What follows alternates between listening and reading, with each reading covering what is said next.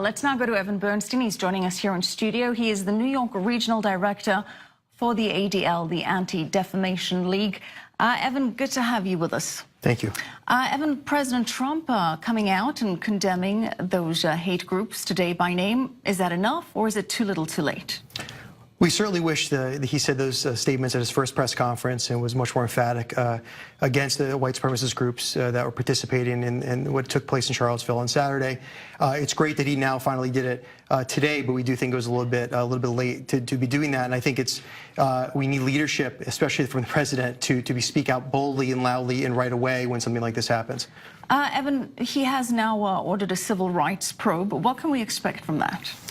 I don't know the details of civil rights probe, but what we're hoping is that he really sees the problem now of white supremacy in America, which has been metastasizing really since the election season, and sees this as an opportunity to really start taking some concrete steps towards focusing on this by doing what needs to be done. There is a new push now for the removal, even the destruction of more Confederate-era statues and symbols. Do you think that's a good idea? Do you think that's going to ignite more violence? I think each state, each town has the right to take down whatever symbols of the Confederacy that they want. I think there should be that kind of action not lead to what we saw in Charlottesville on Saturday.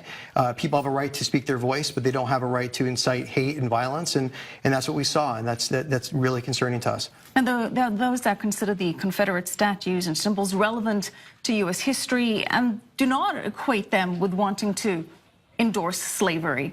Do they have a point?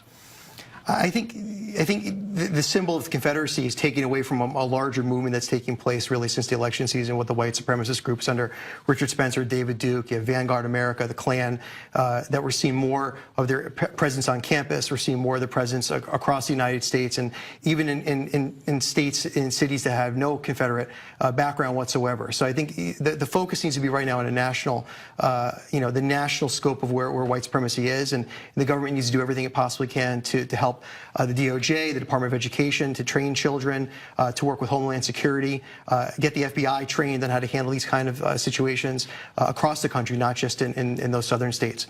Well, there are many that would argue that the left-wing protesters and their violent actions, that they don't receive sufficient condemnation, that yes, granted, condemn by all means and very sternly the white supremacists and the Ku Klux Klan, but that because they're fighting those groups, that violence in a way is condoned. What do you think?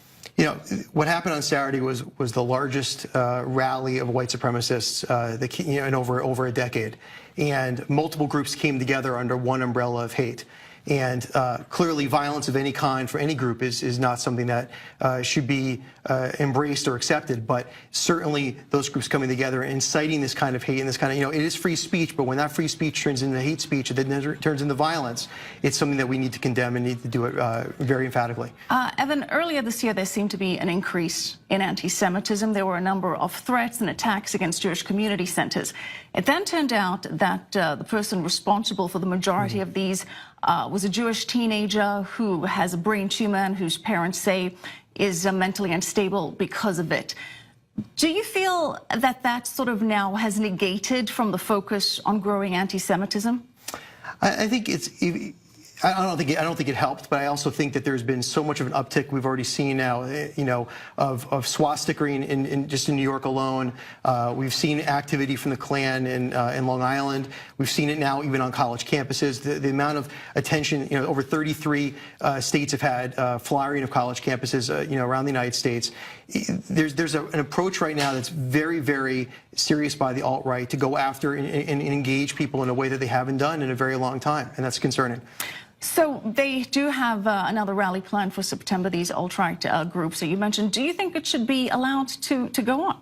Yeah, I think everyone has, again, the right to gather, the right to free speech. I think the challenge is we obviously don't want people hating. The ADL is a civil rights organization, and one of our taglines is "No place for hate," and we don't want people hating. But if it's a group that is defined by hating other groups, should that group be allowed to march and rally and protest? That's America. They have the right to free speech. Again, it's about taking it to the level of hate where there's acts of violence or inciting violence. And when people come with weapons and people come in riot gear, that's not necessarily for peaceful uses of their American right of free speech.